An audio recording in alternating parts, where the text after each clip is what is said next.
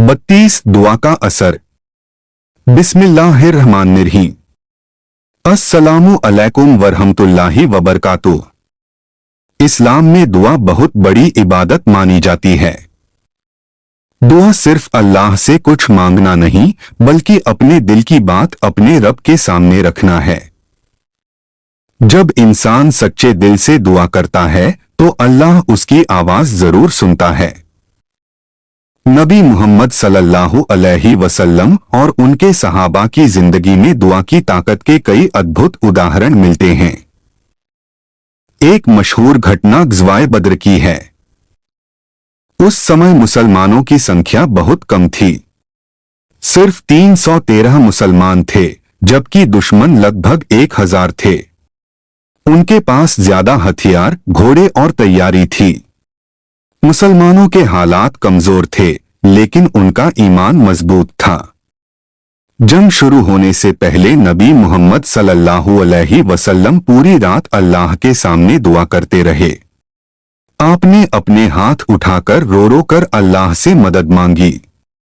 आप सल्लल्लाहु अलैहि वसल्लम फरमा रहे थे, ए अल्लाह, अगर आज यह छोटा सा समूह खत्म हो गया तो धरती पर तेरा नाम लेने वाला कोई नहीं रहेगा। आप सल्लल्लाहु अलैहि वसल्लम इतनी देर तक दुआ करते रहे कि आपकी चादर मुबारक कंधों से गिर गई। यह देखकर हजरत अबू बकर सिद्दीक ने चादर उठाकर आपके कंधों पर रखी और कहा, या रसूल अल्लाह, अल्लाह आपकी दुआ जरूर कबूल करेगा। और सचमुच अल्लाह ने अपने नबी सल्लल्लाहु अलैहि वसल्लम की दुआ कबूल की। अल्लाह ने फरिश्तों के जरिए मुसलमानों की मदद की और उन्हें शानदार जीत दी। यह घटना हमें सिखाती है कि जब इंसान दिल से दुआ करता है तो अल्लाह उसकी मदद जरूर करता है। एक और खूबसूरत वाकया हजरत उमर इब्न अल-ख़त्ताब के दौर का है। एक बार मदीना में भयंकर सूखा पड़ गया। कई दिनों तक बारिश नहीं हुई। लोग परेशान हो गए। खेत सूखने लगे और पानी की कमी हो गई। तब हजरत उमर इब्न अल-ख़त्ताब लोगों को लेकर नमाज़े इस्तिस्का, बारिश की दुआ के लिए मैदान में गए। सभी लोगों ने मिलकर अल्लाह से दुआ मांगी।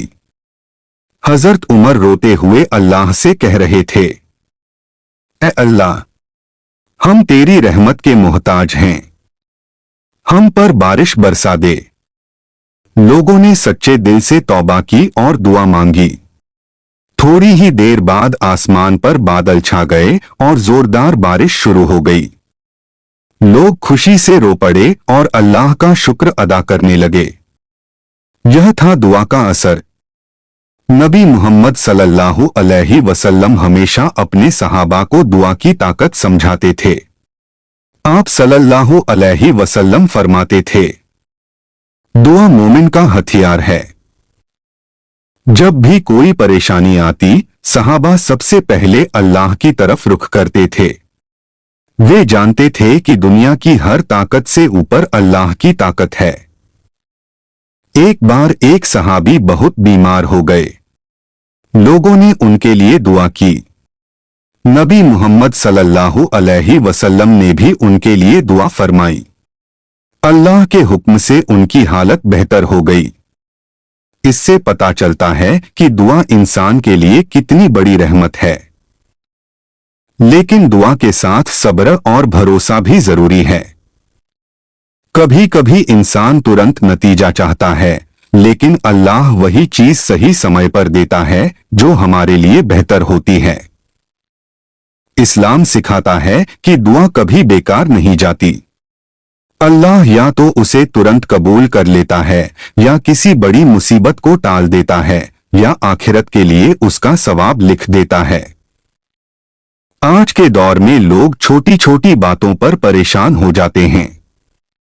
बीमारी, गरीबी, नौकरी की चिंता और रिश्तों की परेशानियां इंसान को कमजोर कर देती हैं। लेकिन अगर इंसान सच्चे दिल से दुआ करे तो उसका दिल मजबूत हो जाता है। दुआ इंसान को उम्मीद देती है। जब सारे दरवाजे बंद हो जाएं, तब भी अल्लाह का दरवाजा खुला रहता है।